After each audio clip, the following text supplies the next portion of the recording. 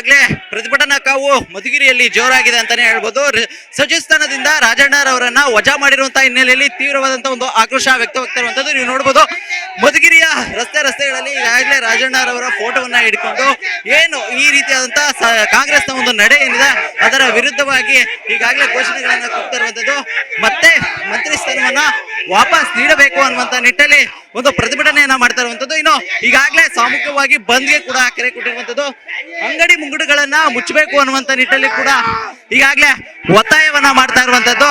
ಜೊತೆಗೆ 1 ಗಂಟೆಯಿಂದ ಸಂಜೆ 5 ಗಂಟೆವರೆಗೂ ಎಲ್ಲವೂ ಕೂಡ ಬಂದಾಗುವಂತಹ ನಿಟ್ಟಿನಲ್ಲಿ ಎಲ್ಲರೂ ಕೂಡ ಸಾಮೂಹಿಕವಾಗಿ ಏನು ರಾಜಣ್ಣವರವರಿಗೆ ಮತ್ತೆ ಸಚಿವ ಸ್ಥಾನವನ್ನ ನೀಡುವಂತಹ ನಿಟ್ಟಲ್ಲಿ ಒಂದು ಕೆಲಸವನ್ನ ಮಾಡಬೇಕು ಅನ್ನುವಂತ ನಿಟ್ಟಲ್ಲಿ ಹೇಳ್ತಾ ಇರುವಂತದ್ದು.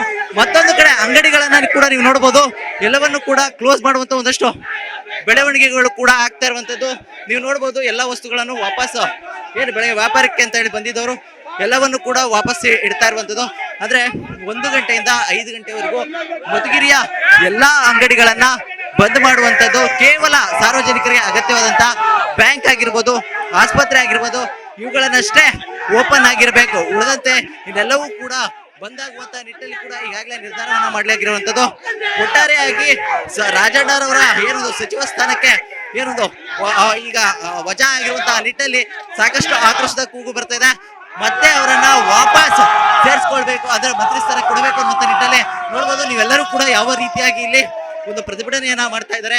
ತಮ್ಮದೇ ಆದಂತಹ ಒಂದು ರೀತಿಯಲ್ಲಿ ಪ್ರತಿಭಟನಾ ಆಕ್ರೋಶವನ್ನ ಸರ್ಕಾರಕ್ಕೆ ಕಲ್ಪಿಸುವಂತದ್ದು, ಮತ್ತೆ ಸಚಿವ ಸ್ಥಾನವನ್ನ ರಾಜಣ್ಣರವರಿಗೆ ಕೊಡಬೇಕು ಅನ್ನುವಂತ ನಿಟ್ಟಿನಲ್ಲಿ ಒತ್ತಾಯವನ್ನು ಕೂಡ ಇಲ್ಲಿ ಮಾಡ್ತಾ ಇರುವಂತದ್ದು.